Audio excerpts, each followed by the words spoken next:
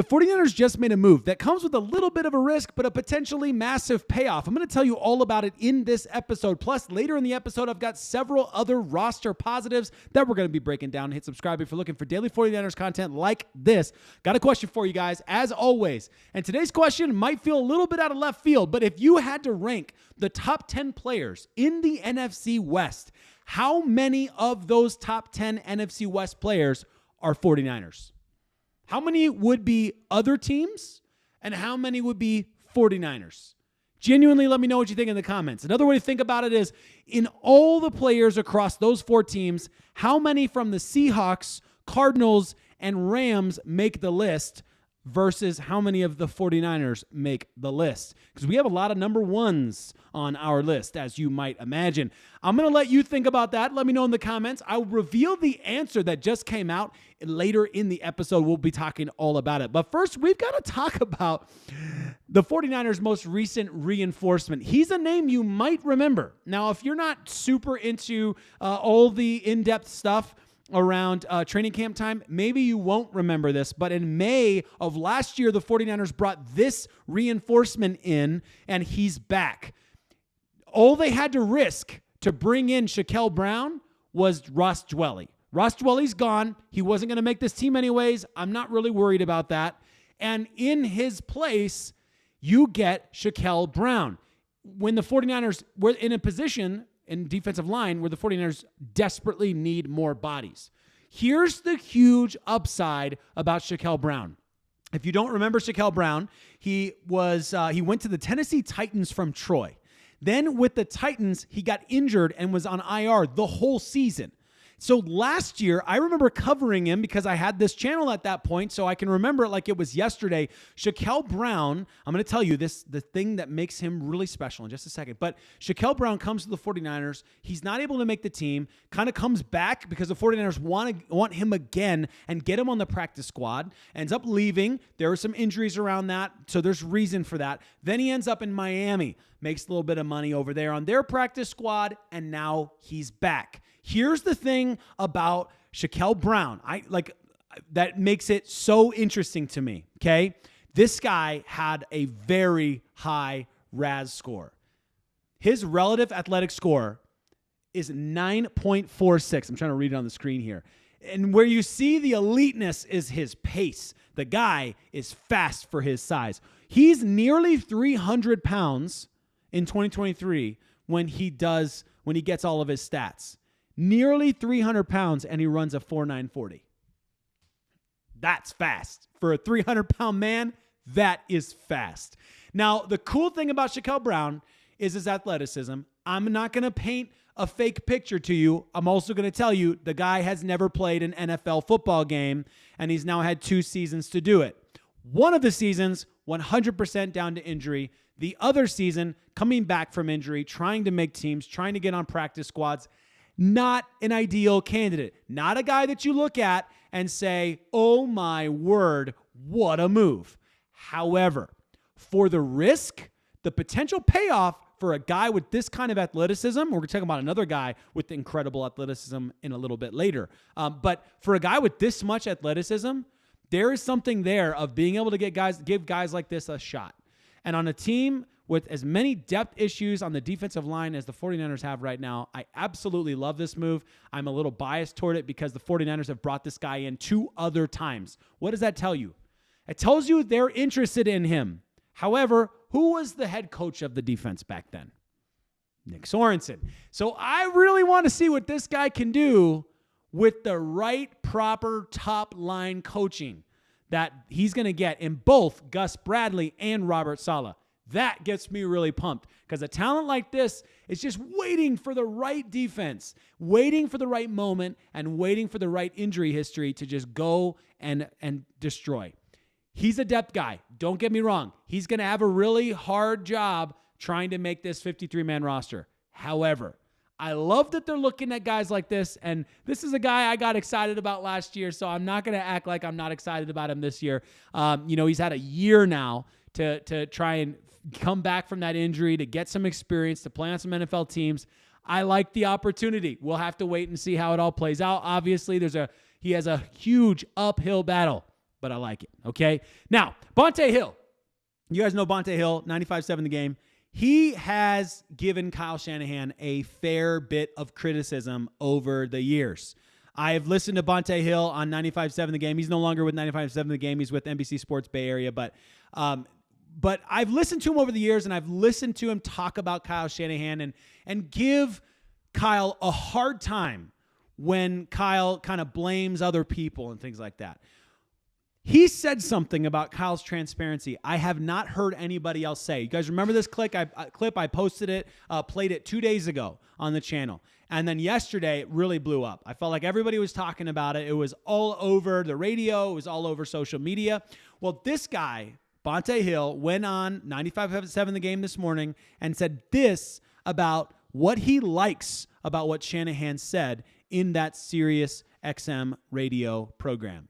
I love this type of Shanahan, when he's transparent and keeping it real. We had the same issue when he was transparent about Trey Lance. And he broke down what went wrong with Trey Lance and what happened. And he took us through the process of the conversation with Trey Lance. He gave him the option. And he's like, look, we'll find a spot for you, whatever. And everybody got on Shanahan. And they went out to win a lot of games with Brock Purdy. Shanahan goes on Sirius XM. And he said, hey, look, it's a little like 2017 and 18 where we had to reset the roster. However, because we don't like to listen to the full clips anymore. He's like, we got blue chip players, though, as opposed to 2017. 2017, they had Buckner. And I was going to those games in 2016. We didn't think of him that way at that time. No, time. I was going to those games in 2016. It was bad. They were bad. That was an expansion team. And they start to build it up. By 2018, when Jimmy Garoppolo got the contract, there was an expectation that the Niners were going to the playoffs. There was. Remember that first game when they played in Minnesota? We thought the Niners were going to the playoffs Fred Warner, in 2018. Not the fumble. Yep. It shows how quickly Shanahan, Lynch, Saleh helped flip this program. So what he's saying is like, look, we're going to be a different team in week 12. Aiyuk's going to be back by then. Pearsall's going to be a lot better. We'll see where CMC is. The defensive line's going to be a lot better. We're not going to look the same in week 1. It's going to be a growing process. We're going to have to build for that. And everybody's taking it like, oh, my God, we're rebuilding. We're not going to the playoffs. No, this is football. You don't want to peak in week 1. Let me pause him there because he goes on and he makes great points. Like, he keeps going. I would love to play the whole clip, but it's also, it's not the best for you to just sit there and listen to a clip on my channel over and over and over. The point, though, that he made about the blue chip players, that has been wildly underplayed, and it was such a good point. I was like, even I played this audio for you guys, and we talked about it, and I didn't even point that out. But what a great point. The difference between Shanahan then and Shanahan now, in terms of this roster construction, is that Shanahan then had to build it all. And I saw some great points out there saying, he didn't probably do a fair enough assessment of the free agents he brought in, because he brought in some big-name free agents too. Obviously Trent Williams, obviously Christian McCaffrey, but he brought in some other guys too. But all of that being said, I thought that was a great point by Bonte Hill, and I'm with Bonte. I think you are. I wonder if you are too. Like, let me know in the comments if you're with him. I feel really good about Kyle Shanahan being honest. That's what I want. I want honesty. And you know what's not good for this football team? Everybody believing they're the best team in the world and thinking they're going to win the Super Bowl every single year. And when they have a bad year, now you've had such high bar that you have a horrible, horrible downturn. And that's what seems to happen. So you know what, Kyle? Good on you for just being transparent, just saying it like it is. He didn't say we weren't going to win games. He just said week 1 is not going to be the same as week 13. Like, it's going to be different, and that's okay. They're going on a journey. There's a process there, and if I were Kyle, I would think that that's how I would approach it. I would be saying, like, you got to give this team time. You got to get these rookies time. You should not be expecting them to come out of the gate being the best football players ever. We heard the very similar thing from Robert Saleh talking about how these rookies are starting over when it gets to week 1, because now they're going up against different bodies every single week. And so you have to give them time. You have to give them grace. Absolutely love that. Totally great pick. Here is ML Football's top 10 players in the NFC West. Look at all of the 49ers on that top 10 list. The 49ers, per this list, which you can disagree with, I guess, if you want, but I think the list is actually pretty decent. 6 of the top 10 players in the NFC West, 6 of them are 49ers. That is crazy when you think about it. This is after you lost Dre Greenlaw. This is after you lost Deebo Samuel. This is after you lost Hufanga. This is after you lost a former All-Pro Charvarius Ward. I mean, we had a lot of All-Pro talents. All 4 of those guys are All-Pro talents, right? One place or another. They deserve that kind of honor. They deserve that kind of respect. Maybe not last year, but they all had that qualities. And those guys out of this team, and you still have 6 of the top 10 NFC West players. When you look at those players, by the way, and this is going to upset some Rams fans out there, who do you not see on there? This is gonna upset some Cardinals fans in there. Who do you not see on there? And I don't think Seahawks fans will be all that disappointed or surprised to not see Sam Darnold on there. But you see a lot of non-quarterback names on there, and you see Brock Purdy, 49ers quarterback, on there. So there's a lot to like about this list. You don't have to you don't have to agree with it, of course. You're more than welcome to make your own opinions. And that's what these things are, and this is part of the thing. I try to avoid list season this season because I feel like I'd be giving you guys fake news to like point out some of the lists that came out and where players rank. But, it was just different from last year. Last year, we had the best roster in football. I really believed that. So, list season was different for 49ers fans last year. But to see this many 49ers on that top 10 list, and it makes a lot of sense. Like, argue a better offensive lineman than Trent Williams in the NFC West. Argue a better linebacker than Fred Warner in the NFC West. Argue a better edge rusher than Nick Bosa in the NFC West. Argue a better running back than Christian McCaffrey in the NFC West. No offense, Kyron Williams. Argue a better quarterback than Brock Purdy. You could make that argument, at least. You could make it on the case of like maybe individual talent, like ability, how far you can throw a football, I guess, if Sam Darnold, if you've got a back that works, you know what I mean, for Matthew Stafford. But the reality is, in terms of offensive efficiency and being able to move the ball and be able to play the game in your system to the best of their ability, I'd still take Brock Purdy and Kyle Shanahan's system over Matthew Stafford in the Rams offensive system. Okay? That's where I'm at. Let me know where you're at on that one. No problem there. One more thing. I'm going to talk about Connor Colby here.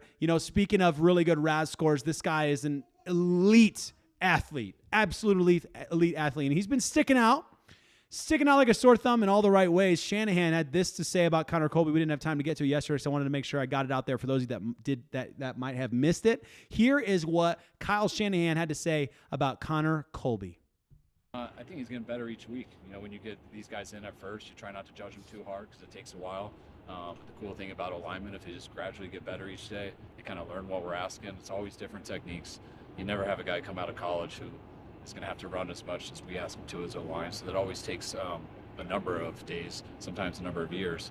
But I think he's improved a lot here in these last couple of weeks. And so I got a high PFF grade, so I know you guys are all on top of him.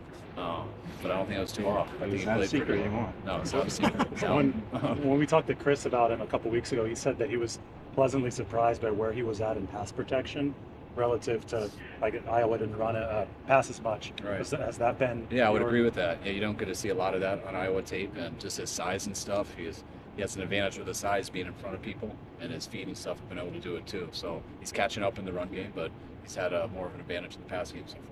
So several interesting things in there.